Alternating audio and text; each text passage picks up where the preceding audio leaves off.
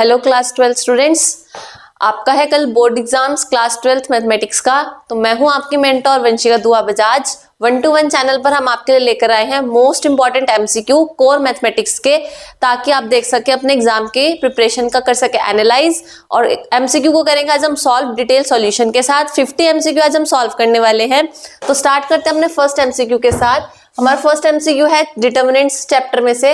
Matrix A हमें given है, then the value of determinant of A into adjoint of A. तो इसमें determinant की जो प्रॉपर्टी है वो ध्यान रखनी है।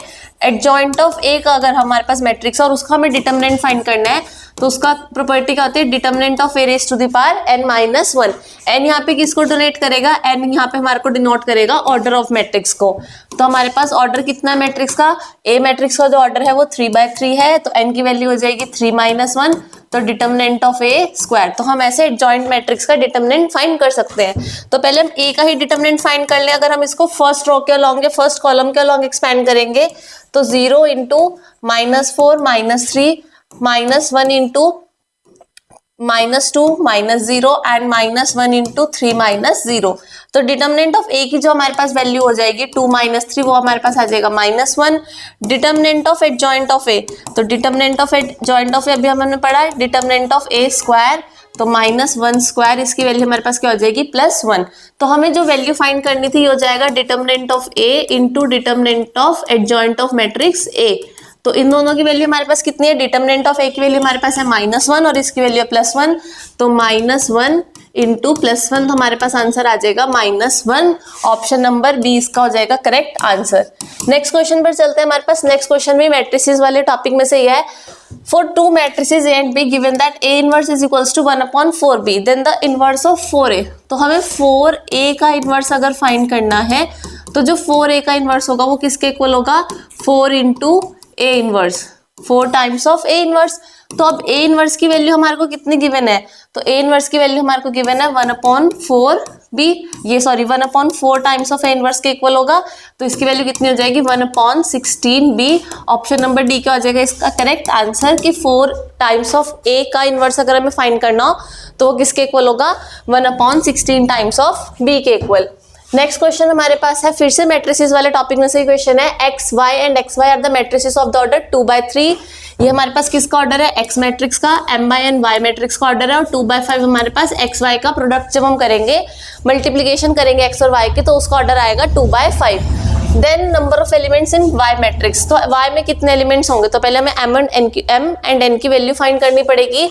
अगर हमें x और y दोनों मैट्रिक्स की मल्टीप्लिकेशन करनी है तो हमारे पास कंडीशन होगी कि m should be equals to 3, क्योंकि यहाँ पे इसके नंबर ऑफ कॉलम्स और इसकी नंबर ऑफ रोज क्या होनी चाहिए, इक्वल।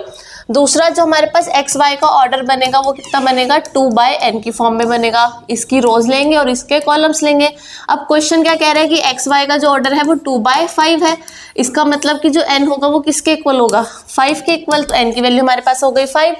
तो elements in y, number of elements in y, तो y में कितने एलिमेंट्स होंगे, रोज इंटू कॉलम के मल्टीप्लाई कर देंगे, m into n means 3 into 5, तो हमारे पास आंसर आ जाएगा 15 elements in the matrix y, की y में कितने एलिमेंट्स होंगे, 15 एलिमेंट्स। नेक्स्ट क्वेश्चन हमारे पास है कॉन्टिन्यूटी वाले टॉपिक में से, the number of discontinuities of this function is given by. ये हमारे पास फंक्शन डिफाइन है, x लेस देन 0 पे, 0 to 1 पे और x ग्रेटर देन 1 पे फंक्शंस डिफाइन है। तो सबसे पहले अगर हम इसको 0 पे चेक करेंगे at x is equals to 0, तो इसकी लेफ्ट हैंड लिमिट जब हम फाइंड आउट करेंगे, लेफ्ट हैंड लिमिट हो जाएगी limit x tends to 0 minus fx। तो यहाँ पे हमारे पास हो जाएगा limit h tends to 0 f 0 minus h, means हमें 0 से लेस फंक्शन लेना, तो हम कौन से वाला लेंगे, x प्लस 2। तो हमारे पास हो जाएगा 0 माइनस h प्लस 2, और लिमिट h टेंस टू 0 यहाँ पे हमारे पास है। तो जब हम h को 0 सब्स्टिट्यूट करेंगे तो हमारे पास इसकी वैल्यू आ जाएगी 2 लेफ्ट हैंड लिमिट की। अब हम राइट हैंड लिमिट इसकी कैलकुलेट करेंगे, तो राइट हैंड लिमिट हो जाएगी limit x tends to 0 plus fx। तो राइट हैंड लिमिट में हम इसको लिखेंगे limit h tends to 0 f 0 plus h, limit h tends to 0। अब हमें 0 से ग्रेटर फंक्शन लेना है, तो 0 से ग्रेटर पे फंक्शन यहाँ डिफाइन है e raise to the power x, तो e raise to the power 0 plus h, तो इसकी वैल्यू हो जाएगी e raise to the power 0 मतलब 1। अब लेफ्ट हैंड लिमिट और राइट हैंड लिमिट दोनों ही डिफरेंट वैल्यू प्रोवाइड कर रहे हैं। इसका मतलब ये फंक्शन जो है वो 0 पे क्या है, डिसकंटिन्यूअस। अब ऐसे ही सेम हम इसको 1 पे चेक करेंगे। यहाँ पर हम साइड में इसको 1 पे चेक कर लेते हैं कि ये 1 पे फंक्शन क्या होगा। तो at x is equals to 1, इस पे हम लेफ्ट हैंड लिमिट निकालेंगे। लेफ्ट हैंड लिमिट की वैल्यू हो जाएगी limit x tends to 1 minus F X is equals to limit h tends to 0 f 1 minus h, और ये हो जाएगा हमारे पास लिमिट h टेंड्स टू 0। 1 से लेफ्ट में जाना मीन्स 1 से लेस वाला फंक्शन लेंगे, तो 1 से लेस वाला फंक्शन यही रहेगा e raise to the power x, तो e raise to the power 1 minus h, तो ये हो जाएगा e raise to the power 1 means e आ जाएगा। अब हमारे पास राइट हैंड लिमिट कैलकुलेट करते हैं। राइट हैंड लिमिट की वैल्यू क्या आएगी, limit x tends to 1 plus F X, इसको हम लिखेंगे limit h tends to 0 f 1 plus h। तो 1 से राइट में जब हमें पुट करना है तो 1 से राइट में हम इसको कौन सा फंक्शन लेंगे, 1 से राइट में हम फंक्शन लेंगे x ग्रेटर देन 1 पे, तो वो क्या है 2 माइनस एक्स, तो हो जाएगा 2 माइनस 1 प्लस h। तो h0 सब्सटीट्यूट करेंगे, 2 माइनस 1 कितनी आ जाएगी, राइट हैंड लिमिट 1। इसमें भी बच्चों लेफ्ट हैंड लिमिट और राइट हैंड लिमिट क्या आ रही है, डिफरेंट आ रही है। तो x इज इक्वल्स टू 1 पे भी फंक्शन क्या है, डिसकंटिन्यूअस, तो 1 पे भी डिसकंटिन्यूअस है और 0 पर भी डिसकंटिन्यूअस है। उसके अलावा सभी पॉइंट्स पे क्या होगा, वो कॉन्टिन्यूअस। तो कितने पॉइंट्स हो गए डिसकंटिन्यूटी के, तो हमारे पास 2 ऐसे पॉइंट्स है जिसमें फंक्शन डिसकंटिन्यूअस है। वो कौन कौन से पॉइंट्स हैं, 0 पर और 1 पे। नेक्स्ट क्वेश्चन पर चलते हैं। नेक्स्ट क्वेश्चन हमारा डिफरेंशिएशन टॉपिक में से है। हमारे पास एफ डैश एक्स गिवन है एक्स क्यूब। इसमें बच्चों डिफरेंशिएशन और इंटीग्रेशन दोनों ही टर्म्स अप्लाई हो जाएंगी। तो पहले हमें फंक्शन अगर फाइंड आउट करने, अगर हमें डेरिवेटिव गिवन है तो F X is equals to integration of X cube. इधर हम इसका क्या कर देंगे, इंटीग्रेशन। तो एक्स क्यूब का इंटीग्रेशन हो जाएगा x raise to the power 4 upon 4 plus c. ये हमारे पास क्या आ गई, एफ एक्स की वैल्यू आ गई। अब y जो है वो किसके इक्वल है, y हमारे पास गिवन है f1 अपॉन एक्स। तो फंक्शन में हमें क्या पुट करना है, जो भी x होगा उसका रेसिप्रोकल कर देंगे, तो y की वैल्यू आ जाएगी। तो 1/4 तो एज इट इज रहेगा x raise to the power 4 plus c. ये हमारे पास क्या हो गया, y फंक्शन डिफाइन हो गया। अब हमें dy बाई dx फाइंड करना है। तो dy बाई dx फाइंड करने के लिए हम y फंक्शन को डिफरेंशिएट कर देंगे विद रिस्पेक्ट टू x। तो ये dy बाई dx यहाँ पर हमारे पास 1/4 एज इट इज रहेगा। इसका डिफरेंशिएशन करेंगे तो x raise to the power -4 -1, यहाँ पे हम रूल अप्लाई करेंगे। x raise to the power n का डेरिवेटिव क्या हो जाता है, n x raise to the power n -1, तो -4 और x raise to the power -4 -1 और 0 का डिफरेंशिएशन कितना हो जाएगा, सॉरी c का डिफरेंशिएशन, c क्या है यहाँ पे कांस्टेंट, कांस्टेंट का डिफरेंशिएशन हम लिख देंगे 0। तो dy by dx minus X raise to the power -5, क्योंकि 4 से 4 क्या हो जाएंगे, एलिमिनेट। अब now dy by dx when x is equals to 1/2, तो यहाँ पे x is equals to 1/2 put करेंगे, तो -1/2 रेज टू द पावर -5, तो ये रेसिप्रोकल हो जाएगा 2 रेज टू द पावर 5, तो ये आ जाएगा माइनस का 32। ऑप्शन नंबर सी क्या हो जाएगा इसका करेक्ट आंसर, -32। हमारे पास फंक्शन dy बाई dx की वैल्यू आ जाएगी when x is equals to 1/2। Solution आपके सामने है। नेक्स्ट क्वेश्चन भी हमारे पास डिफरेंशिएशन टॉपिक में से ही है।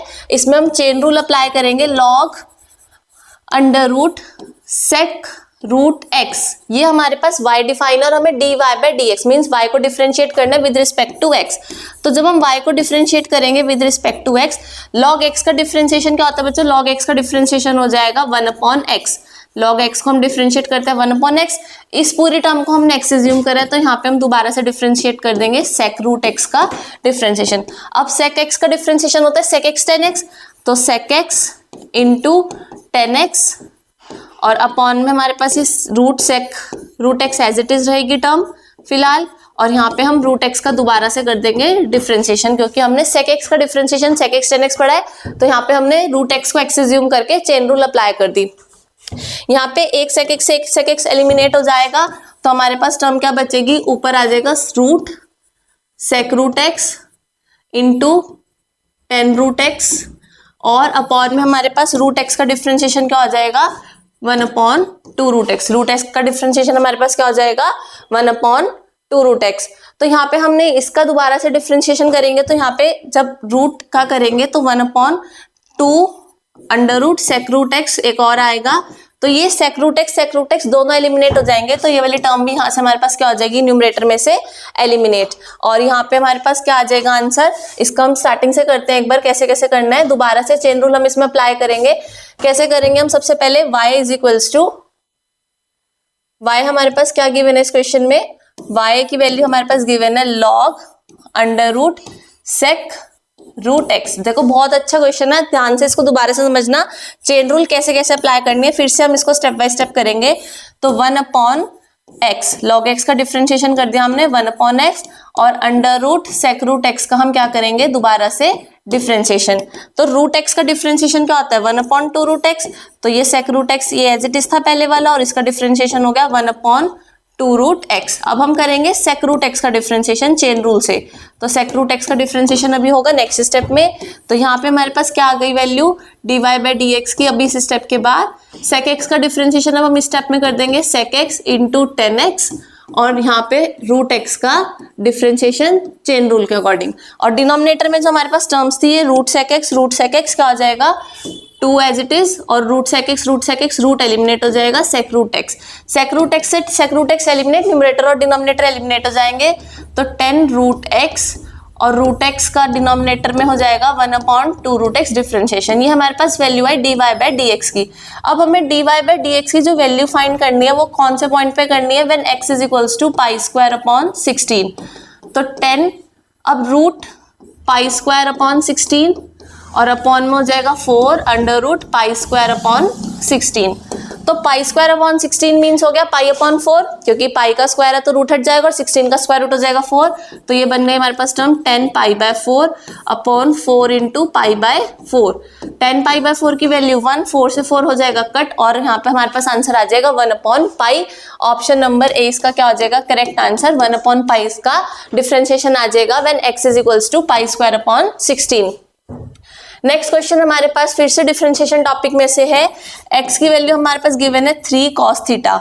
तो हम सबसे पहले x को डिफरेंशिएट करेंगे थीटा के रिस्पेक्ट में, dx अपॉन d theta, 3 as it is cos theta का डिफरेंशिएशन आ जाएगा माइनस साइन थीटा। सेम हमारे पास फिर y की वैल्यू गिवन है थीटा के टर्म्स में 5 साइन थीटा। तो हमारे पास dy बाई डी थीटा, हम y को डिफरेंशिएट करेंगे थीटा के टर्म्स में, तो हो जाएगा 5 cos थीटा। अब हमें फाइंड करना है dy बाई डी एक्स। तो dy बाई डी एक्स की वैल्यू क्या हो जाएगी dy by D theta into D theta by D x. ये सभी ने टॉपिक पढ़ रखा होगा कि ऐसे कैसे हम इसको डिफरेंशिएट करते हैं इम्प्लिसिट फंक्शंस। तो dy बाई डी थीटा की वैल्यू हमारे पास कितनी है 5 cos थीटा, और अपॉन में dx बाई डी थीटा की वैल्यू कितनी है -3 साइन थीटा।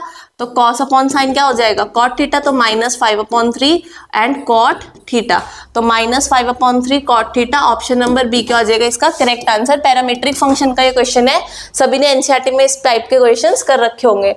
नेक्स्ट क्वेश्चन है हमारे पास for the function fx is equals to x cube. तो fx is equals to x cube कि x इज इक्वल्स टू 0 अगर जो पॉइंट होगा वो लोकल मिनिमा का होगा, मैक्सिमा का होगा, इन्फ्लेक्शन का होगा, नॉन डिफरेंशिएबिलिटी का होगा, ये हमें चेक करना है। तो सबसे पहले हम इसमें फर्स्ट ऑर्डर डेरिवेटिव फाइंड करेंगे, वो हमारे पास हो जाएगा 3x square. First order derivative को अगर हम 0 के इक्वल रखेंगे तो हमारे पास क्रिटिकल पॉइंट आ जाएगा जो कि क्या आएगा 0। अब हम इसमें करेंगे second order derivative. Second order derivative की वैल्यू हमारे पास आएगी 6x, दोबारा से उसको डिफरेंशिएट करेंगे।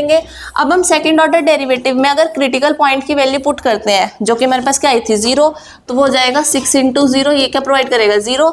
अगर कभी भी सेकंड ऑर्डर डेरिवेटिव 0 के इक्वल आ रहा है, सॉरी 6 नहीं 0, तो सेकंड ऑर्डर डेरिवेटिव की वैल्यू 0 है। It implies that x is equals to 0 is a point of inflection. तो हम इस कंडीशन को क्या बोलते हैं कि ना तो वहां पे वैल्यू मैक्सिमम होगी ना वो मिनिमम होगी, तो उसको हम बोलते हैं point of inflection. Option number D हो जाएगा इसका करेक्ट आंसर। नेक्स्ट क्वेश्चन हमारे पास है greatest integer function defined by fx is equals to greatest integer value of x। बच्चों ग्रेटेस्ट इंटीजर वैल्यू फंक्शन सबको पता होना चाहिए। क्या होता है कि अगर मैंने यहाँ पे 1.5 लिखा तब भी इसकी वैल्यू 1 है, 1.9 है तब भी इसकी वैल्यू 1 ही है, 1.2 के लिए भी वैल्यू 1 ही रहेगी। अनटिल एंड अनलेस ये 2 नहीं हो जाता तब तक इसकी वैल्यू 2 से लेस जब भी रहेगा तो उसकी वैल्यू हमेशा क्या रहेगी 1। जनरली हम राउंड ऑफ करते हैं 1.9 को हम राउंड ऑफ कर देते हैं 2 के इक्वल, तो यहाँ पे हमें राउंड ऑफ नहीं करना। ग्रेटेस्ट इंटीजर फंक्शन मीन्स जो यहाँ पे होल इंटीजर है सिर्फ वही वैल्यू रहेगी, चाहे डेसिमल पार्ट कुछ भी हो उसको हम क्या कर देते हैं एलिमिनेट। तो यहाँ पे ग्रेटेस्ट इंटीजर फंक्शन जो रहता है वो नॉट डिफरेंशिएबल, तो वो डिफरेंशिएबल कहाँ पर नहीं होगा at x is equals to, तो वो 1 पे तो डिफरेंशिएबल होगा, 3 पर भी, जो इसके बीच वाला पॉइंट है 2 तो वहां पे वो डिफरेंशिएबल नहीं होगा। तो ऑप्शन नंबर सी क्या हो जाएगा इसका करेक्ट आंसर कि x की जो वैल्यू है वो 1 से ग्रेटर है और 3 से लेस है, तो जो x की वैल्यू है वो 2 होगी ग्रेटेस्ट इंटीजर में, तो बस वो 2 पे डिफरेंशिएबल नहीं होगा, 2 के अलावा जितने भी पॉइंट्स होंगे उन सब पर वो क्या होगा डिफरेंशिएबल होगा। तो ऑप्शन नंबर सी इसका करेक्ट आंसर हो जाएगा। नेक्स्ट क्वेश्चन हमारे पास application of differentiation. The radius of a circle is increasing at the rate of 0.5 second, तो 5 सेंटीमीटर पर सेकेंड। तो ये हमारे पास क्या गिवन हो गया, dr अपॉन dt की वैल्यू हो गई 0.5 सेंटीमीटर पर सेकेंड, क्योंकि रेडियस जो है वो विद रिस्पेक्ट टू टाइम कितना चेंज आ रहा है। हमें फाइंड करना है increase of its circumference, rate of increase of its circumference, तो dc अपॉन dt हमें इस क्वेश्चन में फाइंड करना है। सबसे पहले हम सर्कमफ्रेंस ऑफ सर्कल का फॉर्मूला लिख लेते हैं 2πr।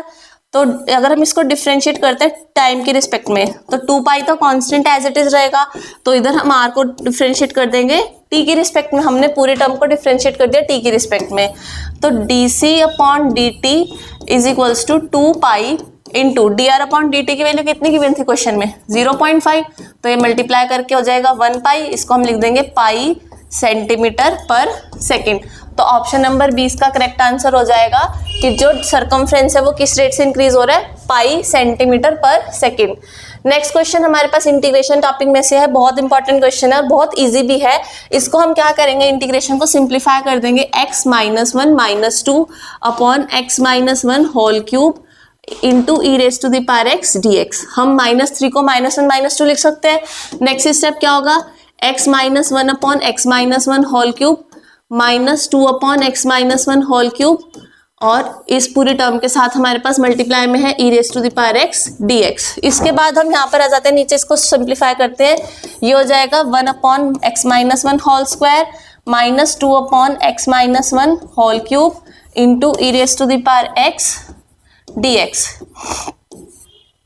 इंटीग्रेशन में बच्चों एक रूल सबने पढ़ा होगा, integration of fx minus f dash x bracket e raise to the power x dx। तो इसका इंटीग्रेशन किसके इक्वल पड़ा है, e raise to the power x into f x और प्लस सी। ये रूल सबने पढ़ा है एनसीईआरटी में, बहुत इंपॉर्टेंट रूल है, बहुत अच्छे से करना है इस क्वेश्चन को। तो देखो अगर मैं फंक्शन को लूँ एफ एक्स की वैल्यू 1 अपॉन एक्स माइनस 1 का होल स्क्वायर, तो एफ डैश एक्स की वैल्यू सिंप्लीफाई करने के बाद क्या आने वाली है, -2 upon x minus 1 whole cube, यहाँ पे प्लस का साइन रहेगा, तो ये एफ एक्स हो गया, ये एफ डैश एक्स हो गया और ये e raise to the power x हो गया। तो ये वाली टर्म बन रही है, तो जो इसका इंटीग्रेशन होगा वो किसके इक्वल होगा, e raise to the power x into f x. F x हमने किसको लिया है, 1 upon x minus 1 whole square और प्लस सी। तो टैली कर लो कौन सा ऑप्शन मैच हो रहा है, तो e raise to the power x upon x minus 1 whole square plus c, तो ऑप्शन नंबर डी हो जाएगा इसका करेक्ट आंसर। जिन बच्चों ने इस आइडेंटिटी से इसको सॉल्व नहीं करा वो इस एमसीक्यू में अटक जाएंगे, सॉल्यूशन नहीं निकलने वाला। तो मार्क कर लो इस आइडेंटिटी को बहुत अच्छे से, क्योंकि इस क्वेश्चन का, इस पैटर्न का एमसीक्यू जरूर आ सकता है एग्जाम में। नेक्स्ट क्वेश्चन पर चलते हैं, हमारे पास नेक्स्ट क्वेश्चन फिर से इंटीग्रेशन टॉपिक में से है। इसमें प्रॉपर्टीज इंटीग्रेशन की अच्छे से करके जानी है। इसमें जो प्रॉपर्टी यूज होगी हम आपको क्लियर कर देती हूँ मैं। -a to a limit define है एफ एक्स डी एक्स की, हमें एक फंक्शन का इंटीग्रेशन करना है। तो यहाँ पे हमारे पास दो आंसर्स आते हैं, क्या दो आंसर्स रहेंगे, एक बार आंसर रहेगा 0 if F X is an odd function, is an odd function, और दूसरी कंडीशन क्या रहेगी, 2 times of i if F X is an even function. तो यहाँ पे 2 टाइम्स ऑफ i कैसे आएगा, लिमिट्स चेंज हो जाएंगी 0 to a F x D x, 2 times of F x D x, ये आएगा। इसको हम ऐसे लिख लेते हैं कि वो फंक्शन का ट्वाइस हो जाएगा और लिमिट्स चेंज हो जाएंगी 0 to a में। तो अब हम फंक्शन को पहले चेक कर लेते हैं कि जो हमारे पास फंक्शन है वो इवन है या ऑड है। एफ एक्स की वैल्यू है x cube into cos square x. अगर मैं इस फंक्शन को -x से रिप्लेस करूँ तो -x का होल क्यूब और कॉस इंटू -x का होल स्क्वायर, तो ये टर्म तो हो गई -x क्यूब और ये हो जाएगा प्लस में क्योंकि स्क्वायर है। तो जो एफ एक्स है एफ माइनस एक्स वो किसके इक्वल हो गया, माइनस ऑफ एफ एक्स के इक्वल आ गया। It implies that F X is an odd function. ये हम चेक कर सकते हैं कि एफ एक्स जो है वो ऑड फंक्शन है या इवन फंक्शन है। तो अगर कभी भी एफ एक्स ऑड फंक्शन रहेगा तो इंटीग्रेशन की वैल्यू हो जाएगी 0, कुछ भी सिंप्लीफाई नहीं करना, डायरेक्ट आंसर लिखेंगे ए ऑप्शन, क्योंकि हमें प्रॉपर्टी पता थी। तो ये प्रॉपर्टी यहाँ पे ऑड फंक्शन वाली सेटिस्फाई हो रही है, तो इंटीग्रेशन की वैल्यू कितनी आ जाएगी, 0। नेक्स्ट क्वेश्चन हमारे पास है एप्लीकेशन ऑफ इंटीग्रल में से, area bounded by the curve y is equals to x। अगर मैं y is equals to x की बात करूँ तो y is equals to x is a straight line passing through origin and x axis, ये हो गया हमारे पास x axis, and x is equals to 0, x is equals to 2, यहाँ पे 0 और ये हो गया 1 2, तो तो ये यहाँ पे पास स्ट्रेट लाइन चली जाएगी, x इज इक्वल्स टू 2, ये लाइन हो गई y is equals to x। तो हमें ये वाला एरिया फाइंड करना है जो हमने शेड करा है। तो इसके लिए हम क्या अप्लाई करेंगे, area is equals to limit हो जाएगी 0 से लेकर 2 तक और integration of y with respect to x। तो y की वैल्यू हम पुट कर देंगे, y की वैल्यू हमारे पास x के इक्वल है dx, x का इंटीग्रेशन हो जाएगा x स्क्वायर अपॉन 2 और लिमिट्स हमारे पास हो जाएंगे 2 to 0। तो 2 square upon 2 minus 0 square upon 2 तो हो जाएगा 4 अपॉन 2 माइनस 0। तो हमारे पास आंसर आ जाएगा 2। ऑप्शन नंबर सी क्या हो जाएगा इसका करेक्ट आंसर, कि इस पूरे रीजन का एरिया कितना हो जाएगा 2 स्क्वायर यूनिट। नेक्स्ट क्वेश्चन पर चलते हैं। हमारे पास नेक्स्ट क्वेश्चन रहेगा डिफरेंशियल इक्वेशन चैप्टर में से, the number of arbitrary constant in the general solution of differential equation. Differential equation given है dy by dx plus y is equals to 0। Order इस डिफरेंशियल इक्वेशन का कितना है, order इसका हमारे पास है 1 ऑर्डर डिफरेंशियल इक्वेशन, अगर सेकंड ऑर्डर होती तो ऑर्डर 2 हो जाता। तो जितना ऑर्डर होगा उतने उसमें क्या रहते हैं आर्बिट्रेरी कांस्टेंट्स, तो इसमें आर्बिट्रेरी कांस्टेंट की वैल्यू कितनी हो जाएगी 1। डायरेक्ट आप इसको सॉल्व कर सकते हो, इजीली आप इसको ऑरली कर सकते हो। Projection of A on B और B on A, formula apply करो projection of A on B का, vector A dot vector B upon magnitude of B और अपॉन में vector b dot vector a upon magnitude of vector a। Formula सभी को पता है और ये भी हमें पता है कि a dot b dot product का जो होता है वो कॉम्यूटेटिव रहता है b डॉट a। तो ये जो दोनों टर्म्स हैं ये एलिमिनेट हो जाएंगी, तो हमारे पास रिजल्ट आएगा magnitude of a upon magnitude of b। ये टर्म ऊपर शिफ्ट हो जाएगी, ये इसके साथ शिफ्ट हो जाएगी। तो a का मैग्नीट्यूड वेक्टर a यहाँ पे हमें डिफाइन है, इसका मैग्नीट्यूड अंडर रूट 2 स्क्वायर हो जाएगा 4, 3 स्क्वायर 9 और 6 square 36 upon under root magnitude b का निकालना है 4 प्लस 1। मैग्नीट्यूड कैलकुलेट कर लेंगे तो ये हो जाएगा हमारे पास रूट 49 और ये आ जाएगा रूट 9, तो मीन्स 7/3 हमारे पास इसकी वैल्यू हो जाएगी। ऑप्शन नंबर बी हो जाएगा इसका करेक्ट आंसर। नेक्स्ट एमसीक्यू हमारे पास फिर से इसी टॉपिक में से वेक्टर अलजेब्रा में से डीआर्स हमें बताने इस लाइन के।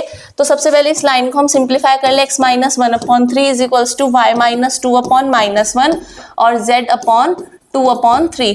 अगर हम इसको 3 से मल्टीप्लाई करें, देखो अगर हम डीआर्स की बात करें तो 3 - 1 एंड 2/3 ये तीनों डीआर्स हो सकते हैं, बट ऑप्शन में कोई भी टैली नहीं हो रहा।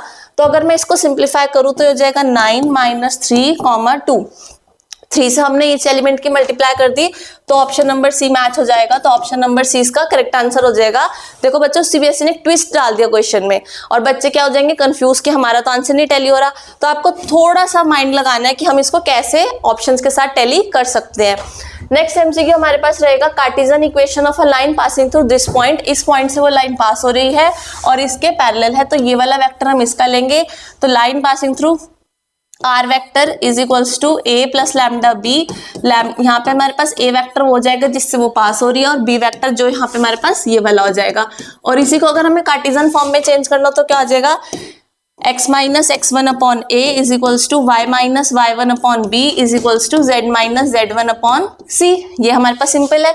तो x1 y1 z1 हम कहाँ से लेंगे, ये हो गया x1 y1 और ये z1 और ये हमारे पास हो गया a b और c। तो वैल्यू सब्स्टिट्यूट करते हैं, x minus 1/1 is equals to y plus 3/1 और z माइनस 2/2। अब इसमें भी बच्चों देखो ऑप्शन टैली करने वाली बात है।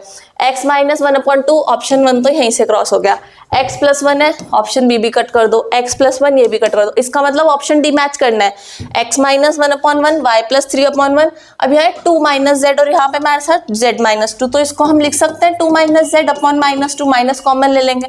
तो ऑप्शन डी इसका क्या हो जाएगा करेक्ट आंसर। इसमें भी बच्चे बहुत कंफ्यूज हो जाते हैं कि हमारा तो चारों ऑप्शन में से किसी में भी टैली नहीं हुआ, तो टैली हो रहा है। फोर्थ ऑप्शन जो है वो आपके आंसर से टैली हो रहा है, बस आपको थोड़ा सा ध्यान देने की नीड है। नेक्स्ट क्वेश्चन हमारे पास है vector a and vector b are two vector such that a dot b, vector A dot vector b greater than 0 है and magnitude of vector A dot vector b is equals to vector a cross vector b का magnitude. यहाँ हमारे पास dot product और cross product equal given है, तो इसका हम फॉर्मूला अप्लाई करेंगे। डॉट प्रोडक्ट के लिए क्या आ जाएगा, magnitude of A into magnitude of B into cos theta और is equals to magnitude of A into magnitude of B into sine theta. हमने डॉट प्रोडक्ट और कॉस प्रोडक्ट का फॉर्मूला अप्लाई करा, magnitude of A eliminate, magnitude of B eliminate, तो cos theta is equals to sine theta. It implies that tan theta is equals to 1. It implies that theta is equals to pi by 4। Tan theta की value कब रहती है 1, ten theta की value 1 होती है पाई by 4 पे। तो option number A इसका क्या हो जाएगा करेक्ट आंसर।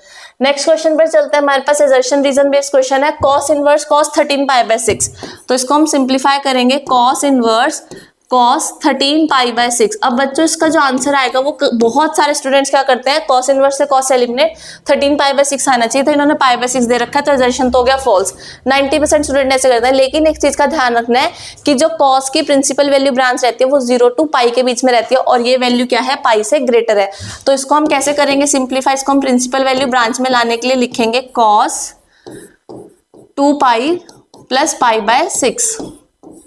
तो यहाँ पे 2 pi plus pi by 6 13 pi by 6 ही बनेगा। तो इसको सिंप्लीफाई करेंगे, ये हमारे पास वैल्यू लाई करेगी फर्स्ट क्वाड्रेंट में, तो फर्स्ट क्वाड्रेंट में पॉजिटिव आते हैं सभी वैल्यूज, और 2 पाई पे आइडेंटिटी चेंज करनी नहीं, तो ये हो जाएगा cos पाई बाय 6। अब cos इनवर्स से cos एलिमिनेट हो जाएगा, तो आंसर कितना आएगा पाई बाय 6। तो क्वेश्चन में यही कहा था कि जो इसकी वैल्यू आएगी वो पाई बाय 6 के इक्वल आएगी, तो ये तो हमारे पास एजर्शन क्या है इसका ट्रू। अब रीजन पढ़ लेते हैं। Range of the principal value branch of the function cos inverse x, cos inverse x की रेंज 0 टू पाई रहती है। ये तो अभी हमने इसमें डिस्कस करा कि जो cos इनवर्स फंक्शन की प्रिंसिपल वैल्यू ब्रांच की रेंज रहती है वो 0 टू पाई रहती है, तो रीजन भी इसका क्या है ट्रू। और इसी रीजन की वजह से इस एजर्शन की वैल्यू आई थी, तो इसका ऑप्शन हो जाएगा A, both are true and reason is the correct explanation of assertion. Next question हमारे पास भी एजर्शन रीजन बेस है। R and S are two events such that probability of R condition to S is equals to 1। तो R condition to S का हम formula apply करेंगे, probability of R intersection S upon probability of S is equals to 1। It implies that probability of R intersection S is equals to probability of S। इसका मतलब हुआ कि जो हमारे पास R और S का कॉमन पार्ट है वो सभी S से डिनोट करता है। तो यहाँ पे हमारे पास क्या हो गई condition, it implies that S जो हो गया वो R का सबसेट हो गया, कि S के सभी एलिमेंट्स जो है वो R में बिलोंग करेंगे। तो एजर्शन तो हमारे पास हो गया ट्रू। अब उसमें रीजन में क्या कहा है कि ए और बी दो इवेंट्स हैं, ए इंटरसेक्शन भी अगर बी के इक्वल है, अभी ये वाली कंडीशन आ गई ए इंटरसेक्शन भी बी के इक्वल होगा, तो बी किसका सबसेट होगा ए का, तो उसने कहा कि A is a subset of B, तो रीजन ये तो फॉल्स हो गई कंडीशन। तो एजर्शन सी ऑप्शन इसका करेक्ट आंसर हो जाएगा, assertion is true but reason is false. Assertion वाली कंडीशन तो बिल्कुल ठीक है स्टेटमेंट, लेकिन रीजन वाली स्टेटमेंट क्या है फॉल्स। नेक्स्ट क्वेश्चन हमारे पास दे रखा है, theta be the angle between two unit vector. Vector A जो है वो भी यूनिट वेक्टर है और बी भी यूनिट वेक्टर है, और हमें उनके बीच का थीटा फाइंड करना है। साइन थीटा की वैल्यू 3/5 दे रखी है।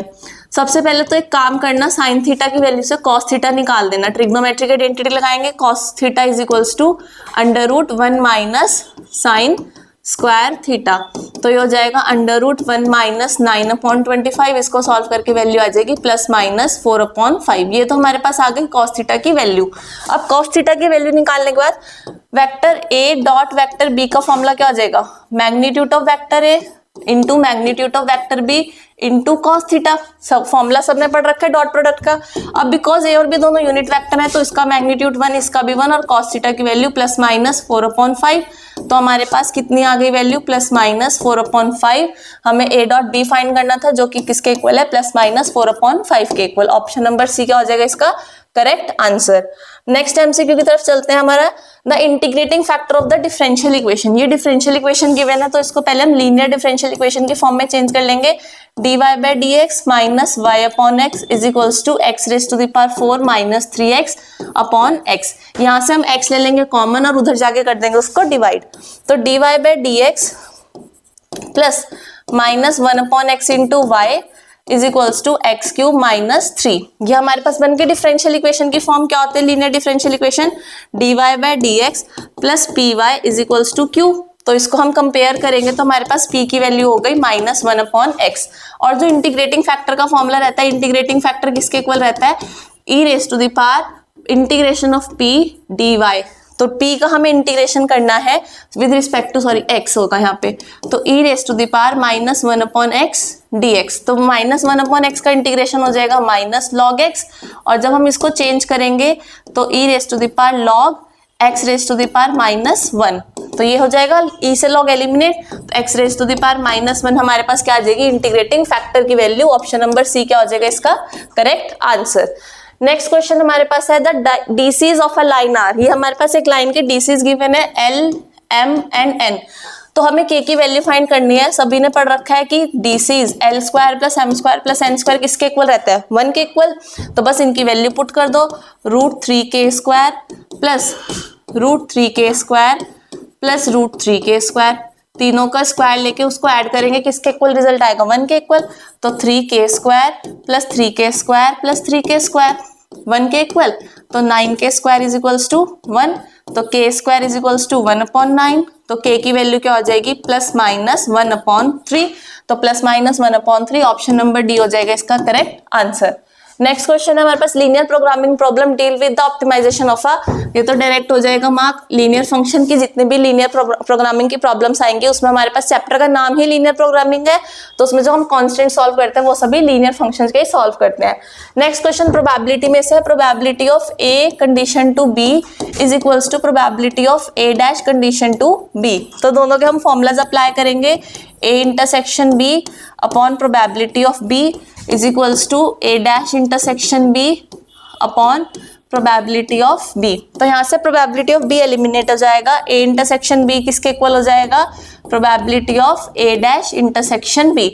अब बिकॉज ए इंटरसेक्शन बी और a dash intersection b equal है, हमें पता है कि ए और ए डैश कैसे इवेंट्स हैं, आर कॉम्प्लीमेंट्री इवेंट्स। तो जब ये कॉम्प्लीमेंट्री इवेंट्स हैं तो ए intersection b and a dash intersection b ये कैसे हो जाएंगे, mutually exclusive, mutually exclusive events. तो ये हमारे पास कैसे इवेंट्स हैं, म्यूचुअली एक्सक्लूसिव इवेंट्स हो जाएंगे।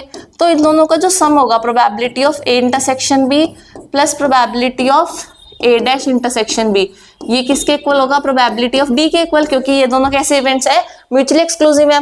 तो यहाँ पे हम इसको अगर रिप्लेस करें ए इंटरसेक्शन बी और ए डैश इंटरसेक्शन बी को हम ए इंटरसेक्शन बी लिख सकते हैं क्योंकि ये दोनों इक्वल है।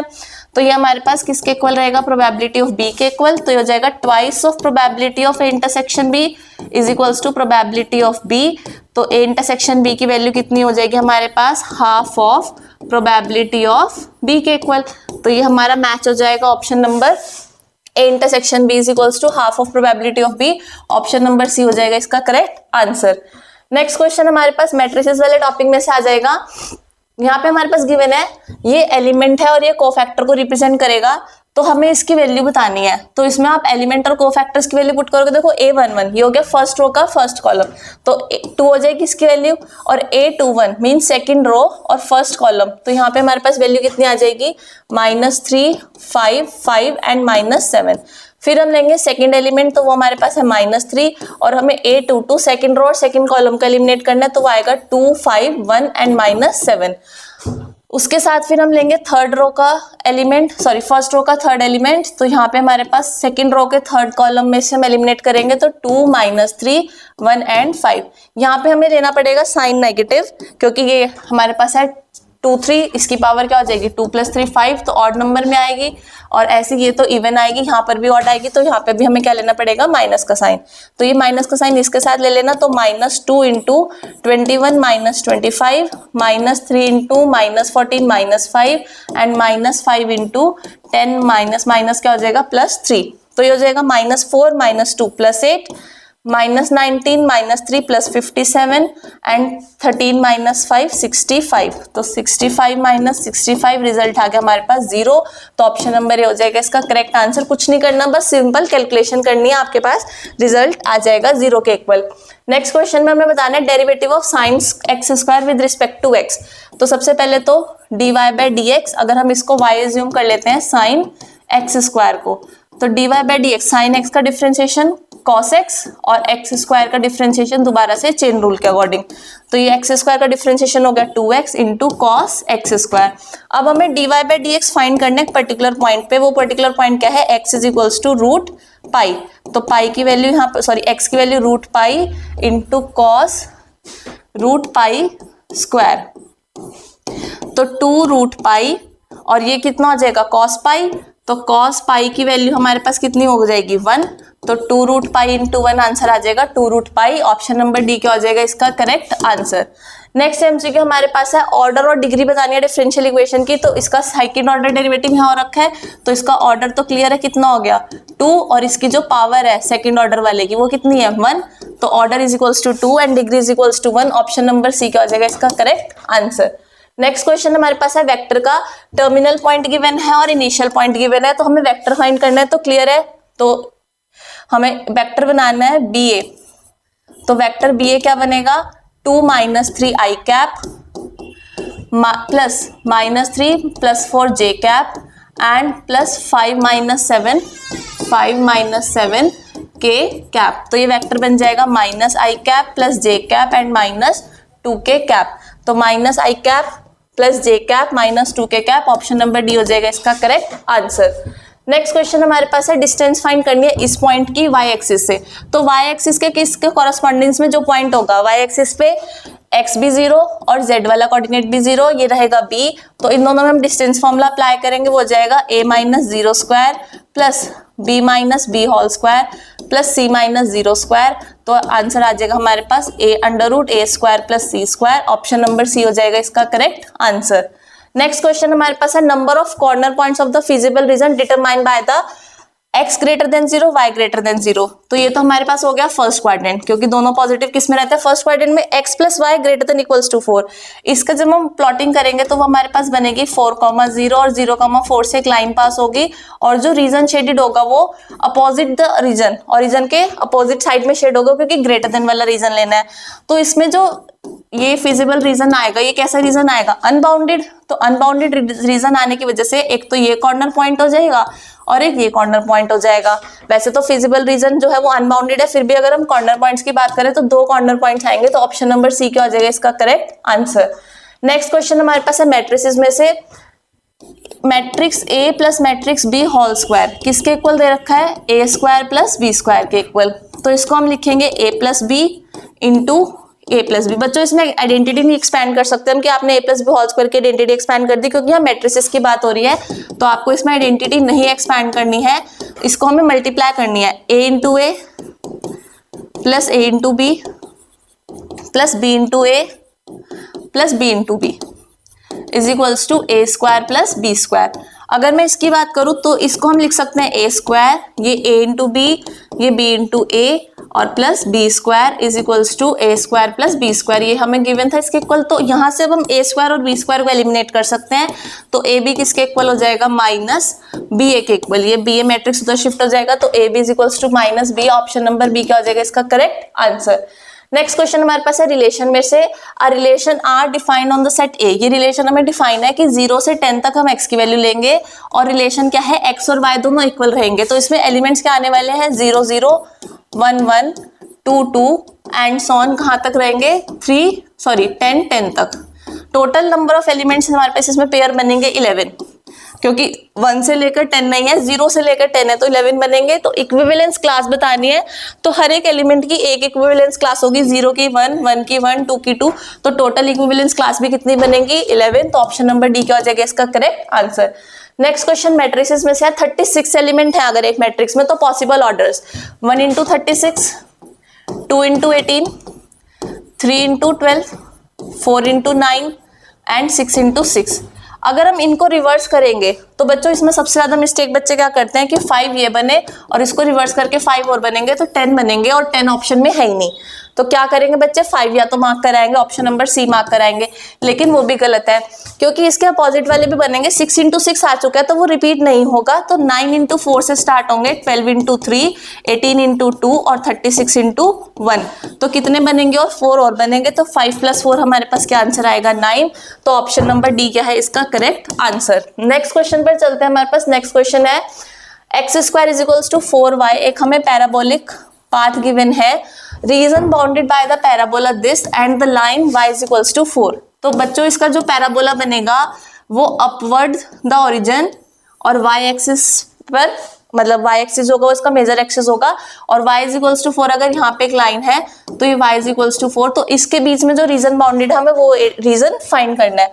तो इसका हम फॉर्मूला अप्लाई करेंगे, इंटीग्रेशन ऑफ 0 to 4, यहाँ से लेकर यहाँ तक का हमें रीजन लेना है, तो हम एक साइड का निकाल के उसका क्या कर देंगे डबल, और x dy, तो इन 2 times of integration of 0 to 4। अब x की वैल्यू अगर हम फाइंड करेंगे कर्व में से, तो x is equals to under root 4y, इसको हम लिख सकते हैं 2 रूट y। तो यहाँ पे हम डाल देंगे x की वैल्यू 2 रूट y dy, तो ये हो जाएगा 4 रूट y का डिफ्रेंशिएशन हो जाएगा 3/2 अपॉन 3/2, और इसकी लिमिट्स हो जाएंगी 4 से 0। तो यहाँ पे मैं इसका ग्राफ इरेज कर देती हूँ, ओहो यहाँ पे हमारा सॉल्यूशन ही इरेज हो गया। तो x square is equal to 4y था, इसमें हम दोबारा से इसको सॉल्व कर देते हैं। तो x square is equals to 4y था, तो x की जो वैल्यू आई थी हमारे पास वो आई थी 2 रूट y। तो हमने इंटीग्रेशन लिया था एरिया फाइंड करने के लिए 0 to 4 2 times of x dy, और x की वैल्यू हमने सब्स्टिट्यूट करी थी 2 रूट y, और लिमिट्स ली थी 0 to 4 dy, तो ये हो गया था 4 रूट y का डिफ्रेंशिएशन 3/2 अपॉन में 3/2, और इसकी लिमिट्स थी 4 to 0। अब हमें सिंपल 8/3 सेपरेट कर देंगे तो कांस्टेंट हो जाएगा, और y की लिमिट पुट करेंगे 4 raise to the power 3/2 and minus 0 raise to the power 3/2, तो ये आ गया 8/3 into 2 raise to the power 2 into 3/2 करेंगे, ये तो 0 ही हो जाएगी टर्म, ये 2 से 2 eliminate, 8/3 into 8 is equals to 64/3 क्या हो जाएगा इसका एरिया। ऑप्शन नंबर बी हो जाएगा इसका करेक्ट आंसर। नेक्स्ट क्वेश्चन हमारे पास है, फंक्शन एक कॉन्टिन्यूस फंक्शन होगा क्लोज इंटरवल और ए बी, और डिफरेंशिएबल होगा ओपन इंटरवल पे। तो वो फंक्शन कॉन्टिन्यूस भी और डिफरेंशिएबल भी है, तो वो फंक्शन इंक्रीजिंग कहाँ पर होगा इन ए बी। तो वो फंक्शन सिंपल सी बात है, इंक्रीजिंग कब होगा जब उसका first order derivative f dash x की वैल्यू ग्रेटर देन 0 होगी। तो हमारे पास option number B f dash x greater than 0 for all x belongs to A B, option number B हो जाएगा इसका करेक्ट आंसर। नेक्स्ट क्वेश्चन हमारे पास matrices में से है, इसमें हम कंपेयर करेंगे x प्लस वाई को 6 के equal and x into y को 8 के इक्वल। तो हमें इसकी वैल्यू फाइंड करनी है, तो उसके लिए हमें पहले x y फाइंड करना पड़ेगा। सिंपल सी बात है, x और y की जो वैल्यूज आएंगी वो आएंगी 2 and 4, क्योंकि 2 और 4 का सम ही 6 होता है, और 2 और 4 का प्रोडक्ट क्या होगा 8। तो बस अब वैल्यू सब्स्टिट्यूट कर देंगे 24/2 प्लस 24/4, तो हो जाएगा 12 प्लस 6, तो आंसर आ जाएगा 18। ऑप्शन नंबर डी इसका हो जाएगा करेक्ट आंसर। नेक्स्ट क्वेश्चन हमारे पास इंटीग्रेशन टॉपिक में से है। इंटीग्रेशन का रूल याद करना, 0 to a 1/a² plus x square is equals to 1/a tan inverse x/a। ये वाला रूल इस क्वेश्चन में अप्लाई होने वाला है। सभी रूल्स इंटीग्रेशन के अच्छे से याद करके जाने हैं। तो integration of 0 to a 1/2² plus x square किसके इक्वल, हमें इसकी वैल्यू दे रखी है π/6 के इक्वल, हमें a फाइंड करना है। तो ये जाएगा 1/2 tan inverse x/2 whole raise to the sorry limits इसकी हो जाएंगी a to 0 is equals to π/6। अब हम इसको 2 को तो उधर शिफ्ट कर देंगे, तो tan inverse a/2 minus tan inverse 0/2 is equals to π/3। तो अब इसमें हम tan इनवर्स a/2 माइनस 0, क्योंकि tan इनवर्स 0/2 तो 0 हो जाएगा, इज इक्वल्स टू π/3। तो it implies that tan π/3 is equals to a/2। tan π/3 की वैल्यू √3 और ये 2 उधर शिफ्ट हो जाएगा, इज इक्वल्स टू a। तो a की वैल्यू हमारे पास आ गई 2√3। ऑप्शन नंबर बी क्या हो जाएगा इसका करेक्ट आंसर। नेक्स्ट क्वेश्चन हमारे पास असर्शन रीजन बेस्ड क्वेश्चन है। A line in space can not be drawn perpendicular to x Y and z axis simultaneously, कि अगर एक लाइन है तो वो एक्स एक्सिस पर, वाई एक्सिस पर, जेड एक्सिस पर, तीनों पर एक साथ परपेंडिकुलर नहीं हो सकती। ये कंडीशन हमारे पास क्या गिवन है, बिल्कुल ट्रू कंडीशन है। और for any line making angles alpha beta and gamma with the positive directions of x Y and z axis, मतलब ये क्या हो गया हमारे पास cos alpha cos beta cos gamma इसके डीसीज हो गए, और डीसीज के स्क्वायर का जो सम रहता है वो 1 के इक्वल रहता है। ये अभी हमने कंडीशन पिछले क्वेश्चन में भी पढ़ी थी, तो ये हो गई ट्रू। तो both are true, assertion and reason दोनों ट्रू हैं, and reason is the correct explanation of A. Option number A इसका हो जाएगा करेक्ट आंसर। नेक्स्ट क्वेश्चन फिर से हमारे पास मैट्रिक्स इस यूनिट में से है। For a square matrix A matrix है, A into adjoint of A हमारे पास इसके इक्वल गिवन है। हमें determinant of A plus adjoint of determinant of A हमें फाइंड करना है। तो determinant of A plus determinant of adjoint of A की वैल्यू हमें फाइंड करनी है। सबसे पहले तो देखो इसमें से अगर हम 2 0 2 5 कॉमन ले लें तो 1 0 0 0 1 0 एंड 0 0 1, तो ये हो गया हमारे पास किसके equal 2025 times of identity matrix, ये हमारे पास वैल्यू आ गई।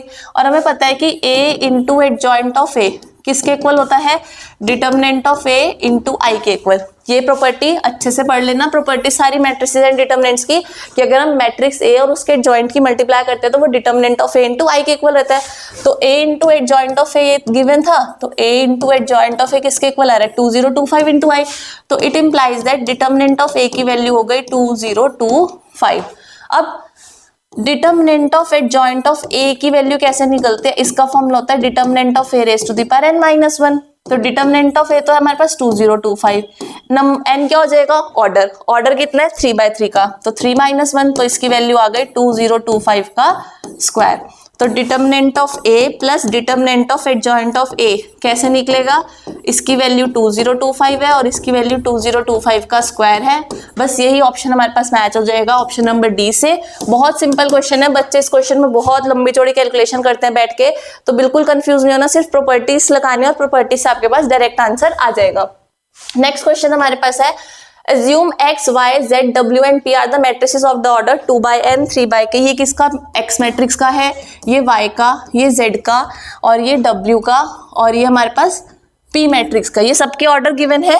तो हमारे को रिस्ट्रिक्शंस बतानी है पी वाई प्लस, अब देखो p और y की मल्टीप्लाई करनी है, तो p का ऑर्डर है p इंटू के और W का ऑर्डर कितना है, सॉरी Y का ऑर्डर है 3 इंटू के।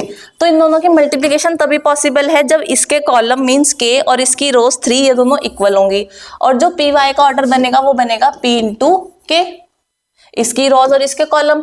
ऐसे फिर अगर हमें W और Y की मल्टीप्लाई करनी है तो W का ऑर्डर कितना हमारे पास है, W का ऑर्डर है n इंटू 3 और Y का ऑर्डर है 3 इंटू के, तो इसकी रोज और इसकी कॉलम सेम तो है, और जो इसका ऑर्डर बनेगा वो कितना बनेगा n इंटू के। अब हमें पी वाई प्लस डब्ल्यू वाई इन दोनों को ऐड करना है, और एडिशन कब पॉसिबल, एडिशन सिर्फ और सिर्फ तभी पॉसिबल है जब इसका ऑर्डर और इसका ऑर्डर सेम हो। तो पी वाई का ऑर्डर है p इंटू के और इसका ऑर्डर कितना है n इंटू के।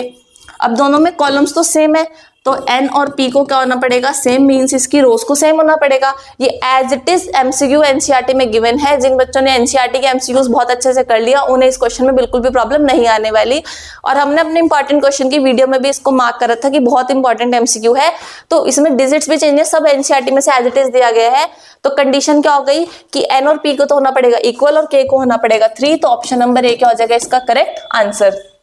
नेक्स्ट क्वेश्चन में हमें इंटरवल फाइंड करना है जहां पे ये फंक्शन स्ट्रिक्टली इंक्रीजिंग होगा।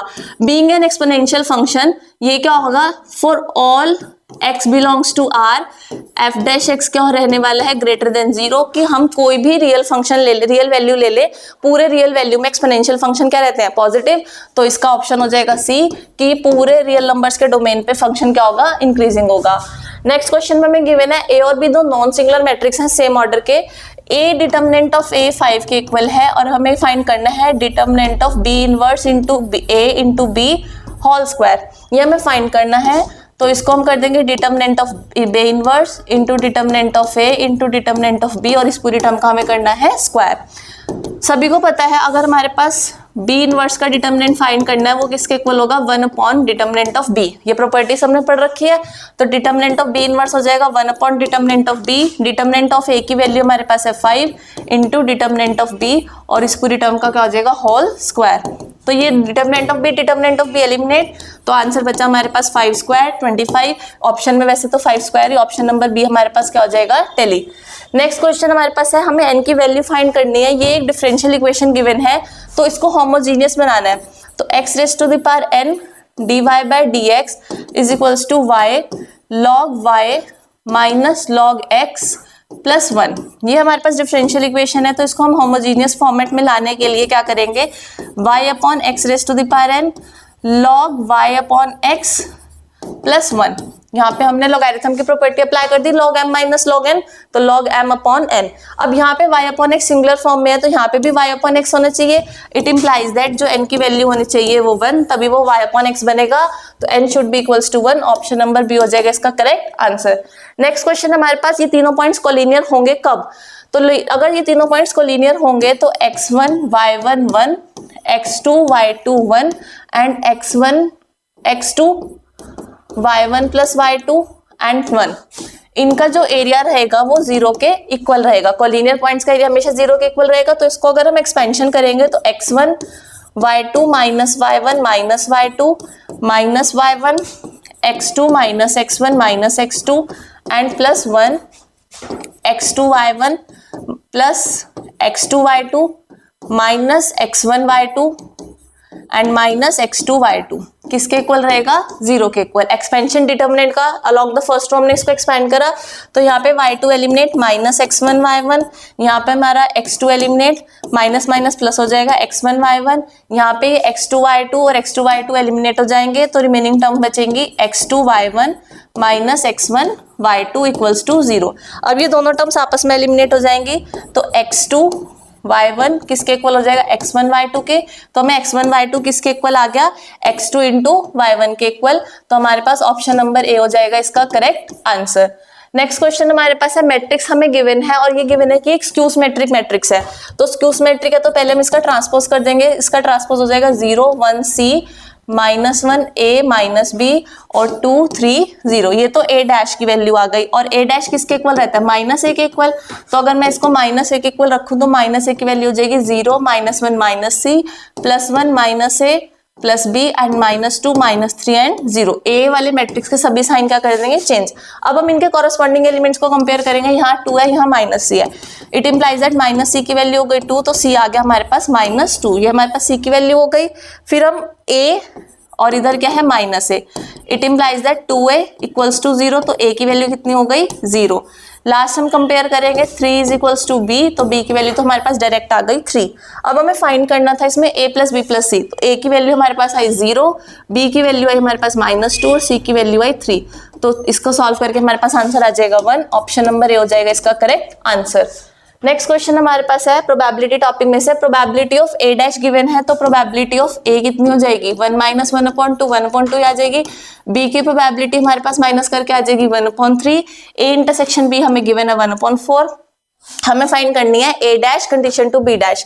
तो अब देखो इसमें हम एक काम करते हैं, पहले probability of a dash condition b dash का फॉर्मूला अप्लाई करते हैं। इसका फॉर्मूला आ जाएगा a dash intersection b dash upon b dash. अब b डैश तो हमें गिवन है, b डैश कितना गिवन है हमारे पास? 2/3। लेकिन a dash intersection b dash कैसे निकलेगा? तो इधर देख लो, a dash intersection b dash कैसे निकालना है। a dash intersection b dash के लिए हम लगाएंगे De Morgan's law, a union b whole dash. तो means a union b whole dash कैसे निकलेगा? 1 minus probability of a union b, और a यूनियन b कैसे निकलेगी? 1 minus probability of a plus probability of b minus probability of a intersection b। अब समझ में आया कि a डैश से हमने a और b क्यों निकाला था। तो यहाँ पे हो जाएगा 1 माइनस 1/2 प्लस 1/3 माइनस 1/4। एलसीएम इसका हम ले लेंगे 12, तो ये हो जाएगा 6 प्लस 4 माइनस 3, तो ये हो जाएगा 10 माइनस 3 7/12। तो 1 माइनस 7/12 माइनस करके आ जाएगा 5/12। अब बस यहाँ सब्स्टिट्यूट कर दो 5/12, तो इसको सिंप्लीफाई करेंगे 5/12 इंटू 2/3, तो ये हो जाएगा 4 और आंसर आ जाएगा 5/8। ऑप्शन नंबर सी हो जाएगा इसका करेक्ट आंसर 5/8। नेक्स्ट क्वेश्चन हमारे पास है, वैल्यू ऑफ अल्फा में फाइंड करनी है। दो मैट्रिक्स हैं p और q और इनके बीच का जो एंगल होगा वो ऑब्ट्यूज एंगल है। इसका मतलब क्या हो गया कि p और q के बीच में जो एंगल है वो ऑब्ट्यूज एंगल है, तो इनके जो बीच का एंगल होता है उसको हम cos थीटा रिप्रेजेंट करते हैं। तो cos थीटा जो है वो ऑब्ट्यूज है। ऑब्ट्यूज का मतलब हो गया कि थीटा की जो वैल्यू है वो greater than 90 but less than 180। यही तो होती है ऑब्ट्यूज एंगल की कंडीशन कि 90। It implies that theta lies in कौन से क्वाड्रेंट में? सेकंड क्वाड्रेंट में आ गया थीटा। और सेकंड क्वाड्रेंट में cos थीटा क्या होता है? सेकंड क्वाड्रेंट में cos थीटा होता है नेगेटिव, तो cos थीटा लेस देन 0। तो cos थीटा की वैल्यू हमें लेनी है लेस देन 0। तो cos थीटा की वैल्यू लेस देन 0 लेनी है, तो इट इंप्लाइज दैट कि vector p dot vector q क्या होगा? Less than 0। क्यों होगा? क्योंकि हमारे पास वेक्टर p, इसका फॉर्मूला क्या रहता है हमारे पास? इसी क्वेश्चन पर आ जाता है magnitude of p into magnitude of q into cos theta is equals to हमें चाहिए लेस देन 0। अब ये वैल्यू तो दोनों पॉजिटिव है, ये भी पॉजिटिव है, ये भी पॉजिटिव है, तो ये पूरा रिजल्ट नेगेटिव कब आएगा? जब cos थीटा नेगेटिव होगा। तो cos थीटा नेगेटिव कब होगा? जब p और q का डॉट प्रोडक्ट 0 होगा। तो अब डॉट प्रोडक्ट हम इनका निकालेंगे 2 alpha square into 1 minus 3 alpha into 1 और plus 1 into alpha less than 0। तो ये हो गया 2 alpha square minus 3 alpha plus alpha less than 0। तो 2 alpha square minus 2 alpha less than 0, 2 alpha ले लेंगे common, alpha minus 1 less than 0। तो यहाँ पे हमारे पास अब दो केस बनेंगे बच्चों, बहुत ध्यान से समझना, ये एमसीक्यू बहुत अच्छे से करना है। दो कंडीशन है कि अगर अल्फा की वैल्यू पॉजिटिव है तो अल्फा माइनस 1 को क्या होना पड़ेगा, नेगेटिव, क्योंकि अगर एक टर्म पॉजिटिव है तो दूसरे को नेगेटिव होना पड़ेगा तभी नेगेटिव रिजल्ट आएगा। तो alpha should be less than 1 और alpha should be greater than 0, कि अल्फा की वैल्यू 0 से 1 और 1 से लेस। तो ग्रेटर देन 0 और लेस देन 1, तो ये वाला इंटरवल इसमें सेटिस्फाई हो जाएगा।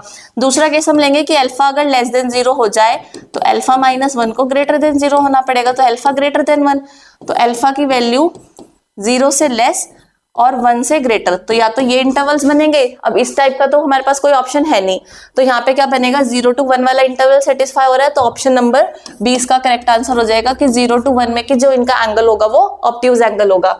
नेक्स्ट क्वेश्चन हमारे पास है, हमें मैग्नीट्यूड ऑफ वेक्टर है, magnitude of vector B given है और magnitude of A plus B भी गिवन है, ए माइनस बी फाइंड करना है। तो इसमें अगर आप डायरेक्ट अप्लाई करोगे magnitude of A plus B whole square plus magnitude of A minus B whole square, किसके इक्वल इसका रिजल्ट रहने वाला है। इसका जो रिजल्ट रहने वाला है हमारे पास बच्चों, आपको सभी को आइडेंटिटीज की याद होनी चाहिए।